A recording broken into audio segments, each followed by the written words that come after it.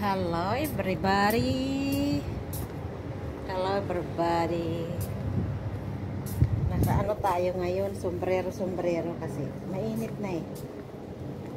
Mag-aano tayo dito sa aking maglilinis tayo dahil maraming mga alikabok. Marumi, mahangin pagkatapos ng mahangin, yung sunstorm. Hindi naman, ayun ko, nag-sunstorm yata na hindi ko lang namalaya. Kaya ito nang, ganyan ang alikabok. May pag binalis naman, di para napunta sa malaki kong butas na ilong. Magiging sagana ako sa alikabok pag winalis ko yan. Kaya kailangan natin buhusan ng tubig. Yan o, ganyan. Ano yung alikabok? Pag nag-aalikabok dito sa lugar na ini. Yan. Ang init-init na pati kahit umaga pa lang. Ganyan na parang tirik na yung araw.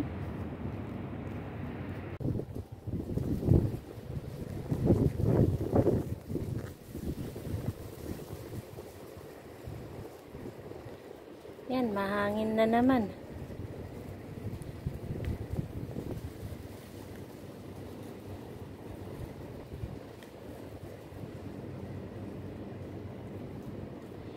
Kahit ano pa talagang anong gawin naming linis.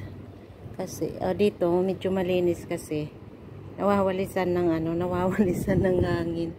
Pag humangin napupunta sa kabila. Ganyan.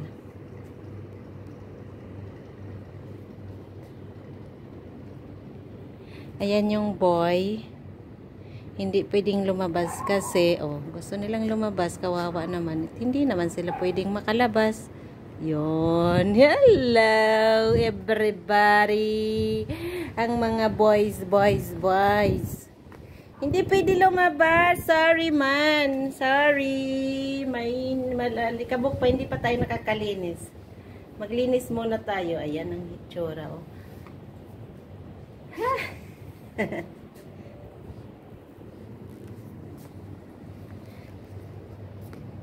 Ganyan.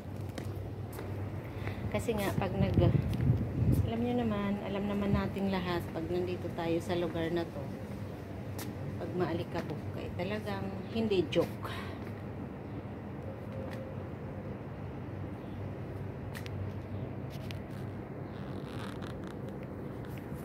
Nakakatuwa naman itong mga naalala ko tuloy sa sa probinsya namin. Mga ganito yung mga kugon.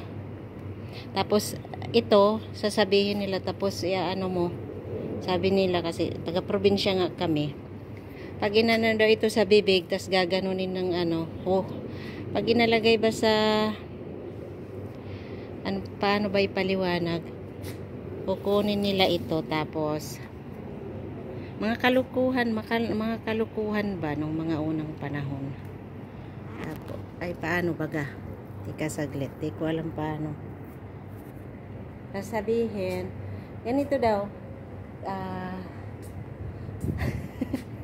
gaganyan, ang ginanya, tapos huhugutin ng dito, sabihin, kagatin daw yung at makikita mo daw yung Manila. Kasi nga, siyempre, taga-probinsya kami, gusto namin makita yung Manila. Kami naman ng mga ignorante. Gaganyan daw, so hugutin nila ng ganito, di yung mukha mo napuno na ng bulaklak ng kugon. Kaya, ayan, awayan na ang kasunod, habulan na, ganun talagang mga kalukuhan. Pero lang yun, kalukuhan lang yun, joke lang yun, hindi yan totoo. Paano ka makakita ng Manila pag mo yung ganito ng bulaklak ng kugon? Ano lang yun, mga kwento ng mga ang tawag doon, kwentong barbero. Nagyayelo na.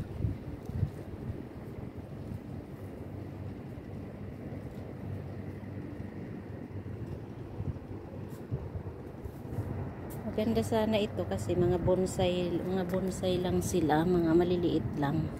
Sana maalagaan. Ang ganda siya. Puro ano.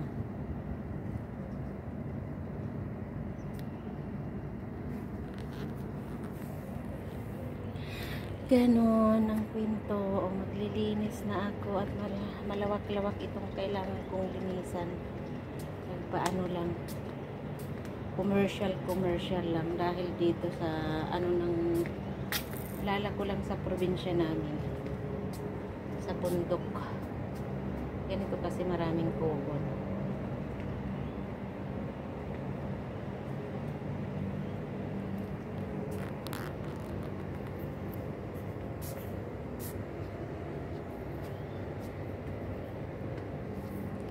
Oo, nadradry yung mga bulaklak dahil sa sobrang init.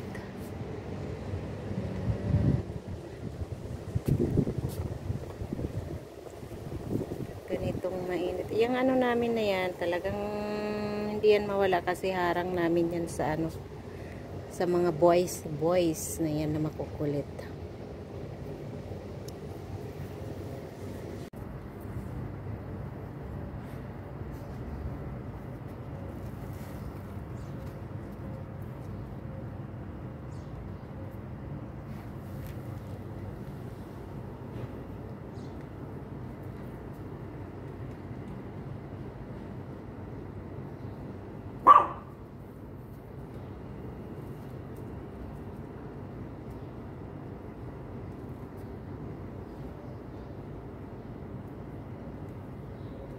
Okay, buksan nyo yan. Buksan nyo.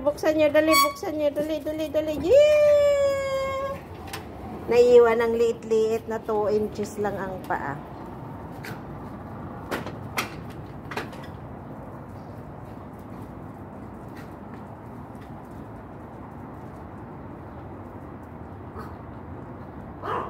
Mga nakawala sa hawla.